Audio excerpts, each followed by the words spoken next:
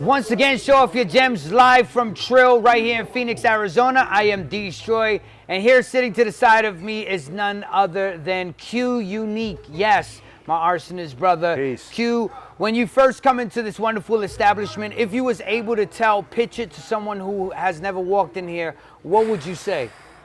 This is, you have to see it. It's like, this is a you must visit spot. Like, you have to come here. If you're a hip hop head, you probably want to just hop on a plane from wherever you're at and come see this, because look, man, we both from New York. There was never a hip hop spot like this. Never. There was dope ones, legendary, iconic, Fat Beats, and, you know, Beat Street on Fulton and all of that. But this is next level. This is like evolution right before my eyes, because I worked at Fat Beats.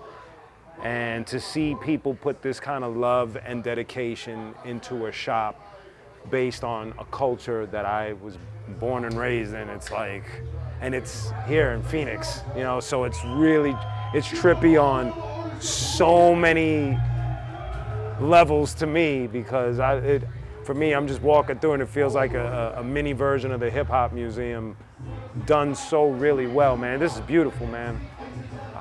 I'm ready to drop my whole savings on half this shit, man. It's a lot of fire here. Once again, I gotta tell you guys, I asked quinique to pick a couple of items out, and let's just talk about them. First item right here, none other than the classic MCM. Yes, sir. Please, my brother, talk about it. I picked this because I grew up during the crack era, and one of the top, if not the top designer before we had all of these hip hop brands was Dapper Dan up in Harlem.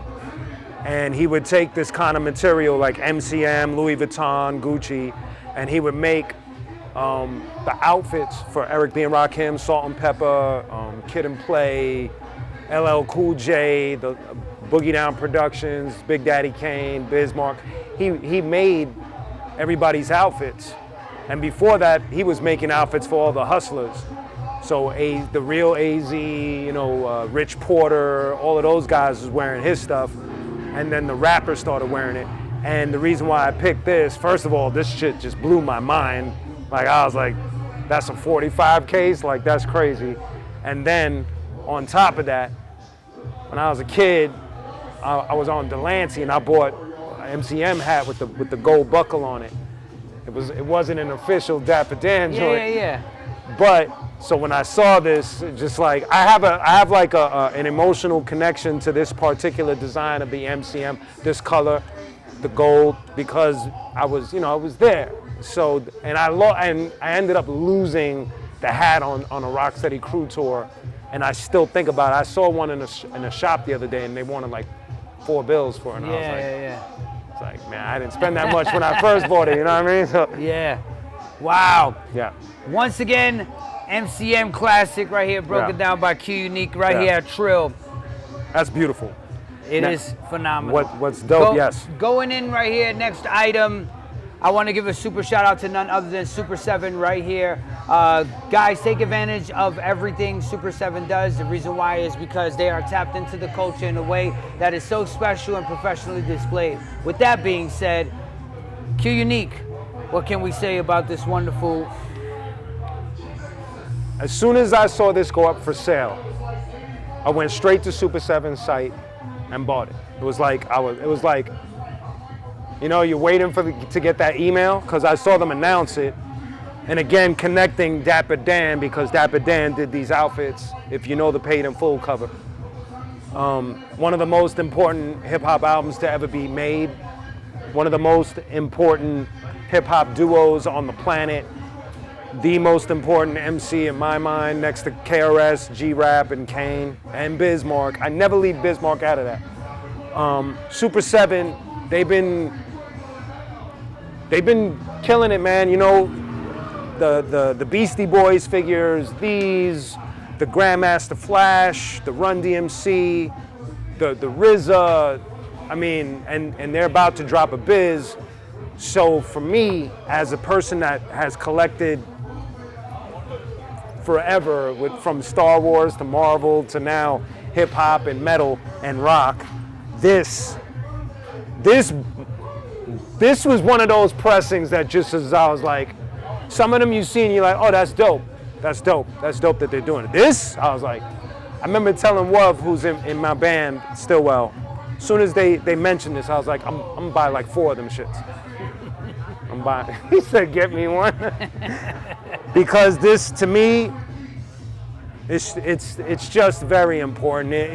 This is history, man. Like, you think that I would have thought when I bought Paid in Full back in 80, whatever, that I would be seeing this? Nah. This is crazy. This is amazing. Props to Super 7 for what they do for rock, metal, and hip hop. Props, man. There you go. Continuing on with the greatness right here at Trill with quinique. Showoff Your Gems. I'm D-Stroy. The next item, the next gem, is a wonderful homemade creation. Salute to the people at Trill. This is just, you know, homies being creative, and go for it, Q. Listen, man. There's people, obviously Rakim. To me, the Holy Trinity is Rakim, Kane, and KRS. And then you gotta throw G-Rap and Biz, right? First of all, when I see this, right, and I see all of this piece together, I was fortunate enough to see KRS when the By All Means Necessary album came out. He came to Brooklyn, and my mother forged my birth certificate because I was too young to go in. So my mother did some crazy whatever shit to my birth certificate, ruined it permanently, and made me much older than I looked. She made me like 37. I was like, I was a child. And I got into the club. They didn't even care. And I was front row.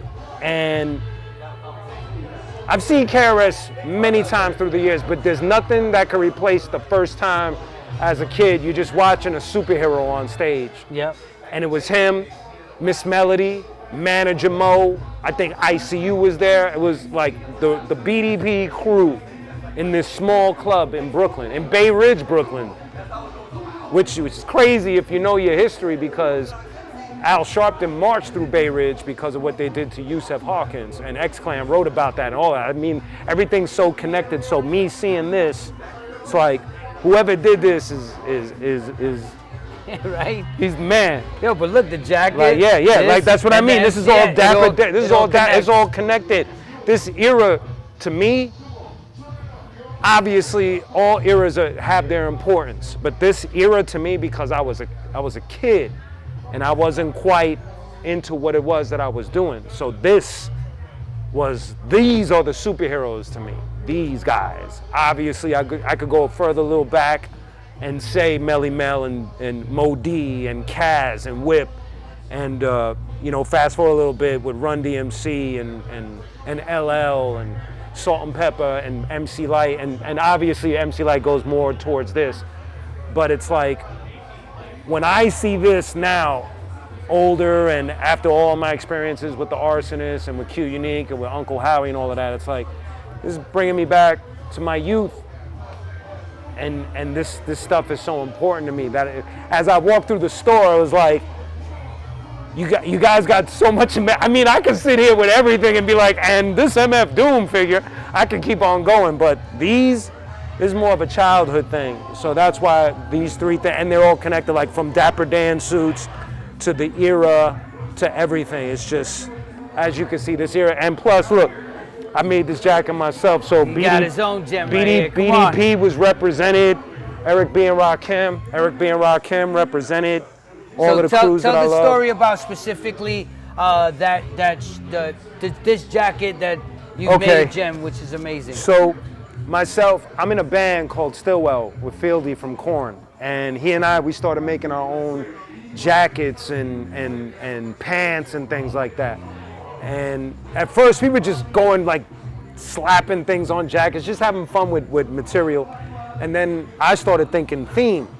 So the first one that I wanted to do was more of a hip hop jacket that represented the hip hop that meant to me. So I made sure as I bought from here online, I bought from Trill, I bought from Pinterest and stuff, and came up with some of these like really cool like drum machine patches, the MPC, repping for hip hop crews that I love. Big Pun is repped.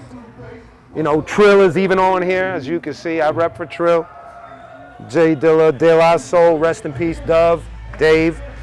And everything is just based on crews that I love and respect. And I'm about to add more because you guys got a whole glass case. Specifically, take the jacket off for a second and tell the people about the shirt that's in the back, the Eric B. and Rakim piece that's on the back right there. Yeah.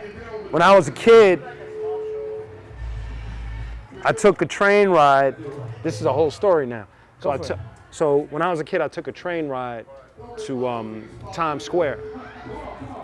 And there was Music Factory, the record store. There was to me, it was like a hip hop. It was like the first hip hop shop. First place I got a Source magazine. There you go. And right next door to it was a t-shirt spot. And they sold t-shirts and posters. Now I was too young to be out there, but I didn't care. And on the wall, they had this as a t-shirt, so I bought it.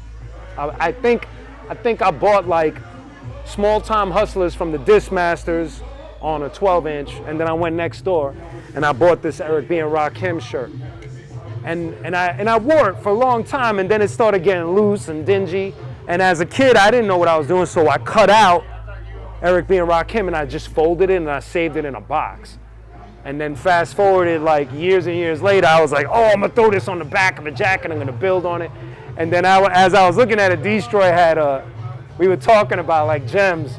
And I think I might have showed it or some on your show. I don't remember how we got into the conversation, but you were like, yo, that shirt is worth G's. Like, and I felt terrible because I cut it, you know?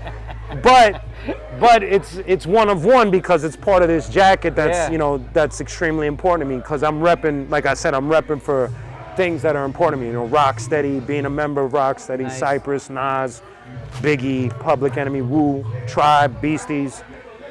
So, and I'm gonna keep on building on this, man. I've been fortunate to come up with some really cool patches and things like that. I'm also working on a rock and metal one too, but this is the one that's under construction right now. There you go. Yeah. Thank you so much. Once again, Quinique, before you get out of here. And of course. My brother. The plug. Before you get out of here, my brother, you know, say something great to the people that are watching right now. Just inspiring words. Like motivational? Yeah, of course. Where motivation fails, discipline prevails. I'm a longtime martial artist, and that's a quote that they throw around a lot, or that they blessed us with a lot as we train. Because a lot of people, they wait for motivation in order to move forward, or in order to jump into something. And motivation's cool, but it's more like, it's almost like a small amount of fuel. Discipline is more like when you lock into something and it becomes part of your ritual, no matter what it is. So in my case, it's music. That's my discipline. So I get up every day, I go through different forms of discipline for my music. So if I'm doing Stillwell, I'm practicing guitar and I'm doing vocal warm-ups. If I'm doing Quinique, it's rhyme writing, it's making beats, it's studying the room, there's so many components to the discipline itself. So I believe, and the gem for me to share with you guys is, and to repeat it is, where motivation fails, discipline prevails. Make whatever it is that your passion is a discipline and move forward with that. And nothing is easy, but just keep on moving forward. Trust me. It's all about the small victories, man. Let's go. Once again, Quinique live here at Trill in Phoenix, Arizona. I am D-Stroy, Show Off Your Gems, having a great time, my brother. Thank you so much. Let's go!